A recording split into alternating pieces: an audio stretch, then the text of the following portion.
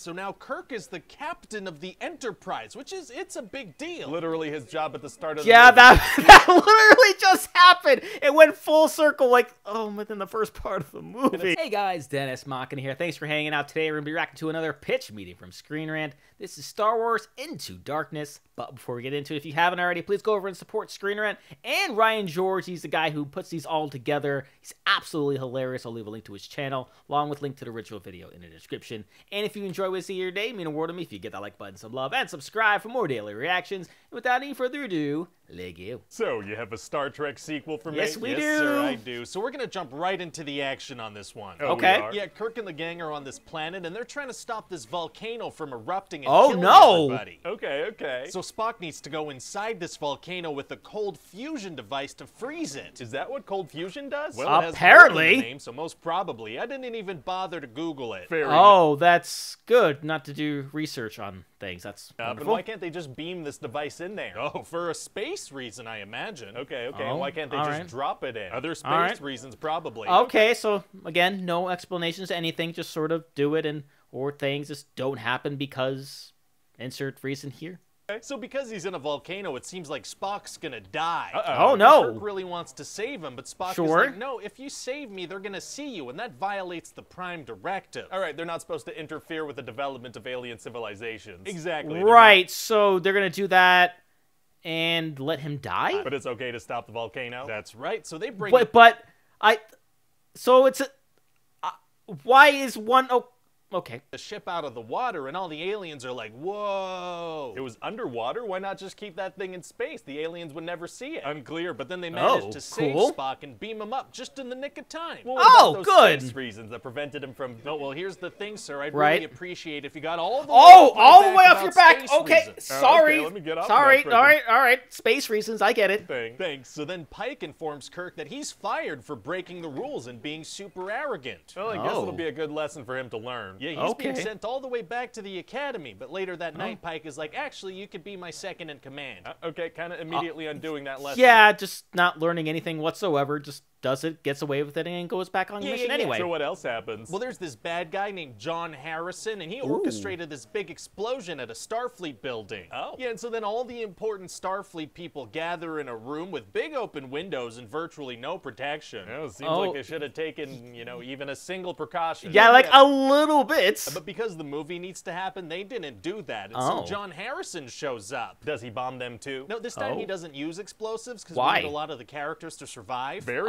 Oh, that's very considerate of him. considerate of him. But then see? Pike ends He up agrees. dying, so now Kirk is the captain of the Enterprise, it's a big deal. Literally his job at the start of the Yeah, movie. that literally just happened. It went full circle, like, within the first part of the movie. ago. Yeah, it sure was. So then that John Harrison guy, he's gonna beam himself all the way to this other planet. Oh, is that called Benedict Kronos. Cumberbatch? What? Yeah, he's over there now. If we're Oh. introducing technology that lets people beam from planet to planet, it kind of feels like starships aren't necessary anymore. They really aren't, are they? Yeah, whoops. Whoopsie. Well, let's just say Okay, that why nobody in not? the Star Trek universe has pieced that together. Okay, Sure. So then Yep. this guy Marcus, who's the head of Starfleet, he sends them over to this planet to go kill this guy, but it's a tricky mission. Why is that? Well, if they get seen by the Klingons that live there, there's going to be an all-out war. So I guess they have to be Oh. pretty discreet, huh? Okay. Yeah. So he sends them there with 72 torpedoes. Oh, he does. 72 torpedoes! Way to be discreet! He does. And also this woman sneaks onto the ship, and it turns out she's Marcus's daughter. Oh. Yeah, and Kirk's going to see her in her underwear. Oh! Yeah,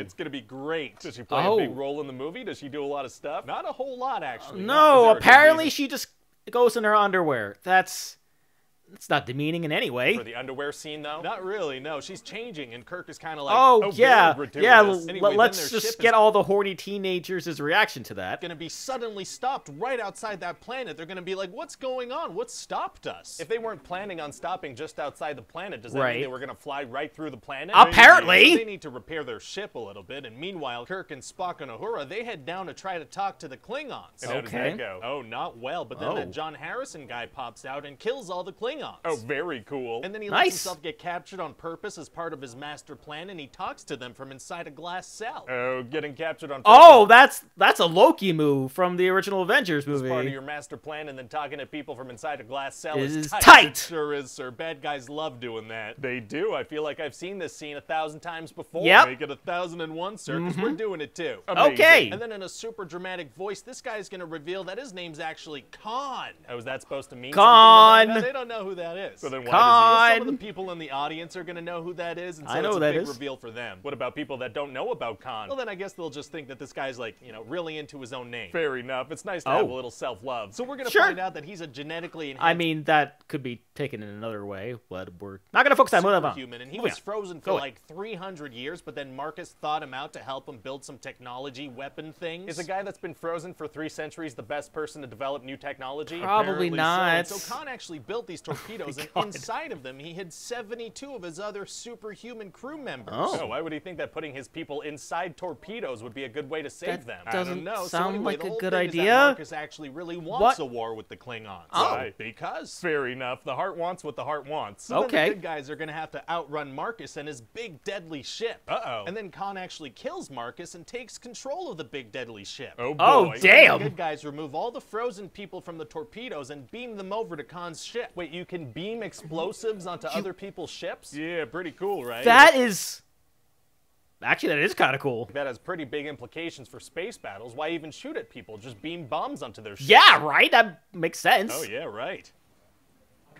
Well, anyway, then the Enterprise Now is we're, gonna no, we're just going to forget that. We're going to move on. towards Earth, and so Kirk has to go fix this radioactive warp core thing. Oh. Oh, man. Is it Oh, gonna be no. tough for him to fix that? Nope, Actually, it's going to be super easy. Barely an inconvenience. Oh, really? Yeah, he just kicks it. He kicks it a couple of times. That does the trick. Well, great. Well, then sometimes kicking things, hitting things, just get things to work. It happens in real life, so why not in this movie? Kirk is going to die of radiation poisoning while Oh. Spock is with him on the other side of some glass. Oh, He no. flipped it. Yeah, it was the Oh. other way around in the Wrath Oh. of Khan movie. Oh, subverting expectations Oh. via Character swap, even though it doesn't totally make sense, is tight. It doesn't, but it's kind of Now cool. Spock is super upset because his friend died. Were they friends? Of course they're friends. We said so out loud several times. Right, Oh. of course. But then Bones Even though you don't really show it on camera at all, but, that's fine. realizes that Khan has super blood that reverses death, so they have to track him down and bring Kirk back to life. Don't They have Oh. like 72 other guys with similar blood. They do, But they're gonna go after Khan. well, okay. then. Yeah, because he's one of the main characters in the movie. And so they manage to capture Khan and bring Kirk back to life, and it's a happy ending all around. Okay. Fantastic. Except also Khan crashes his massive ship into San Oh, Francisco and kills tens dude! of thousands of Oh, people. God! That's terrible! But happy other than that, though, right? Very Yeah, happy other totally than that. happy. Amazing. So what do you think? Well, I mean, it's a little sad that it's the last Star Trek movie, but it's still, Sure. it's a lot of fun. Why would it be the last? Well, we're now Uh-oh. saying that they have the ability to beam people to other planets and beam Yeah. explosives onto ships, making them unusable. Also, Sure. the good guys have super blood now, so death isn't a thing. Right. Oh. Okay, well, we'll figure something out. I bet Oh. we will.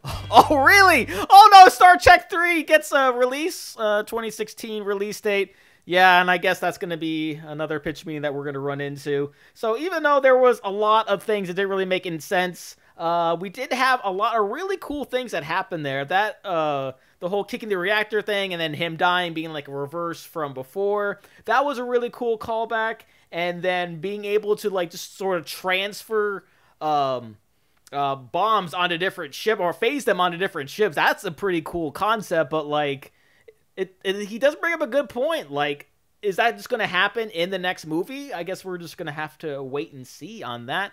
But before we go, I would like to give a huge shout out to all of my supporters on Patreon: Marvin Espinoza, Cruising, and Warrior 310. Thank you guys so much. And with that being said, comment down below. Let me know what you thought about this movie. Please leave a like if you enjoyed. Also, if you want to see past reactions, I've done the other pitch meetings. Got a nice playlist right up there full of videos for you.